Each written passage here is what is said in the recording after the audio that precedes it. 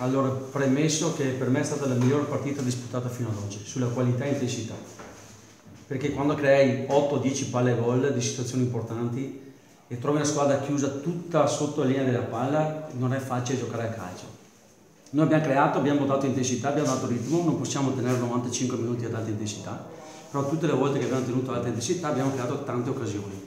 È chiaro che se tu sblocchi la partita come doveva essere il primo tempo e doveva essere comunque minimo 2-0, le situazioni erano totalmente diverse. Poi quando cerchi di volere il risultato a tutti i costi, trovi tutti sotto la linea della palla, diventi un po' nervoso, è normale che magari ti esponi un attimino ed è quello che è successo anche nell'occasione del gol. Però dal mio punto di vista ai ragazzi non posso dire assolutamente niente, perché per me oggi è stata la miglior partita disputata con intensità e qualità. Okay? E quando dico qualità vuol dire che abbiamo giocato a calcio, abbiamo tenuto campo, abbiamo messo l'avversario tutti sotto la linea della palla sistematicamente, creando 8-10 palle gol. Quindi penso che i ragazzi abbiano dato tutto. Però comunque pare anche equilibrato, perché anche loro insomma hanno creato gioco, non arrivando. Non ho visto palle create, scusami, ma non ho visto palle create. No, hanno fatto il primo gol sulla prima situazione. Sì, noi abbiamo creato 8-10 palle gol.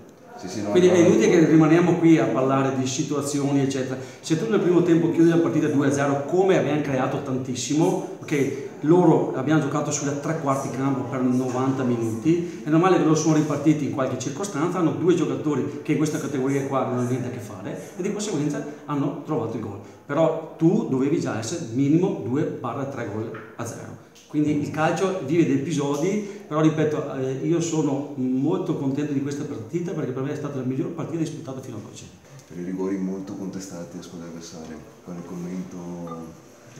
Io non parlo mai degli arbitri, ma forse ce n'era anche un terzo sul tiro di Lauria, Melone, bisogna Sanabia, è stato spinto da loro, però non mi interessa. Io credo che il pareggio sia sotto un certo punto di vista il risultato giusto, visto poi alla fine che abbiamo fatto, eravamo avanti sotto di 2-0, però sicuramente abbiamo avuto 7-8 occasioni da gol oggi.